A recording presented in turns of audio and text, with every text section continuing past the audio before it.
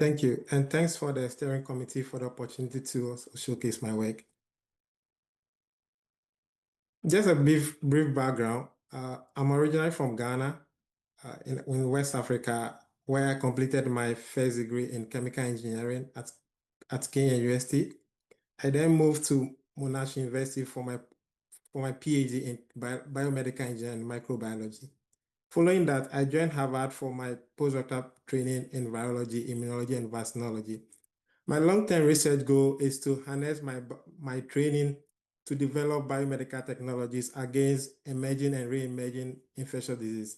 On this front, during my PhD, I investigated mechanism of antibiotic bacterial resistance and harnessed this knowledge to develop alternative antibiotics. For my postdoctoral training, I investigated immune responses to coronaviruses and influenza viruses and developed vaccine and antibody therapeutics against these pathogens. And more recently, I've begun investigating and designing similar tools against arterioviruses, which are also pandemic potential. And this is an area I'll investigate more as I transition my faculty career. But for today, I'm going to share my ongoing work on coronaviruses. What are these viruses? Coronaviruses are a large family of positive-stranded RNA viruses clustered into alpha, beta, and gamma groups. And these viruses mostly reside in zoonotic reservoir, but they are constantly poised to jump into humans. In the past 2 decades, highly pathogenic coronaviruses have spilled over into humans, and this includes SARS-CoV-1 and SARS-CoV-2 within the SARS-CoV fleet, with SARS-CoV-2 demonstrating a pandemic potential. Whilst there are vaccine solutions, immune responses wane over time. Next, prior to their outbreak, there were certain 4 endemic coronaviruses that circulate seasonally and causes up to 30% common cold infection in any given flu season. And lastly, the MERS-CoV clade, which has a potential for a pandemic and with a fatality rate of 35%.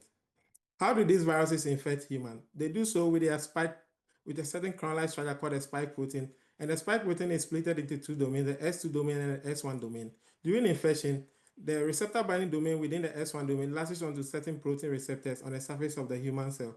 And in the case of SARS-CoV-2, the receptor is the ACE2 receptor.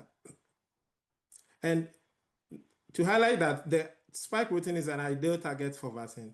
Talking about vaccine solutions, whilst there are many vaccines, particularly COVID-19 vaccines, these vaccines predominantly elicit or induce antibody response towards the head region of the spike protein, which is not adequate enough to protect us against other variants due to escape mutation within the head region, leading to poor immunity.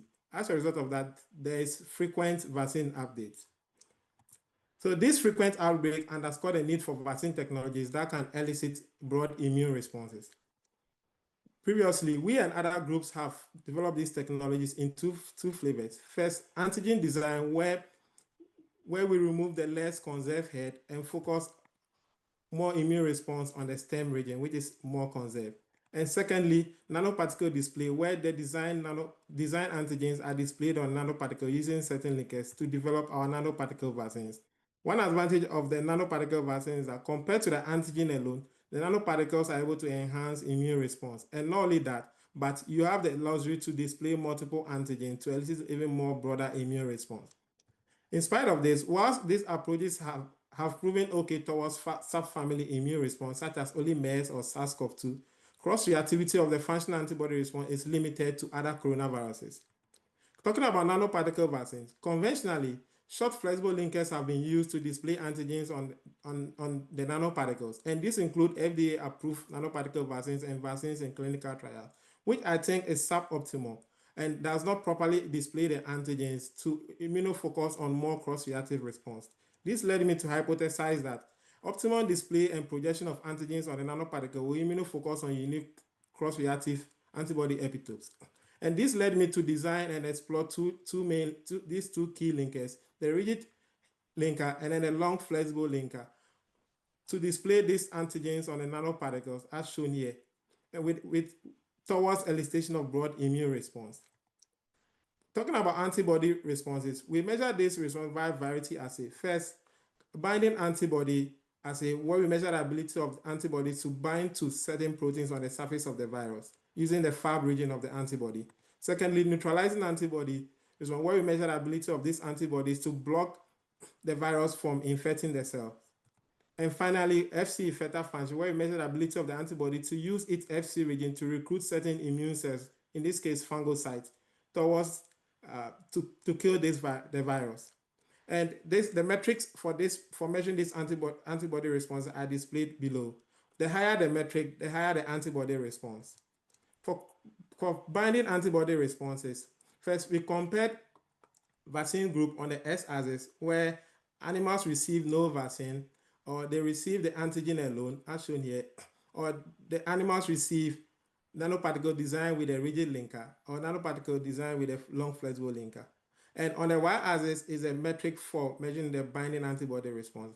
Each dot you see on this graph represent an animal.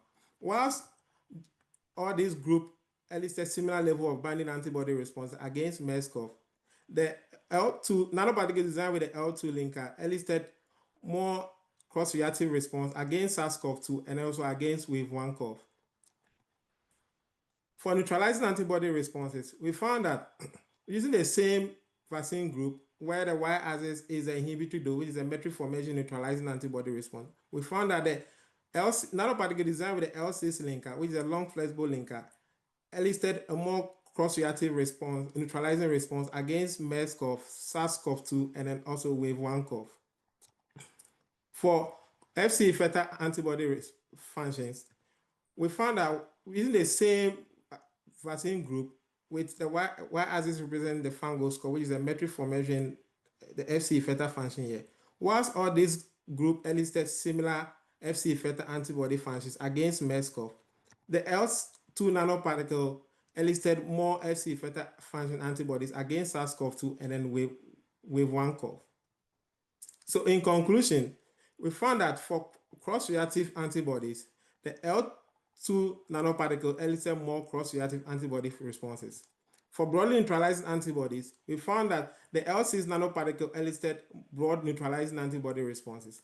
And for the FC effector functions or effector antibodies, we found that the L2 nanoparticle elicited more FC effector antibody functions. Towards my faculty career, I aspire to establish a very collaborative group that will engineer enhanced immunity against emerging and re-emerging infectious disease.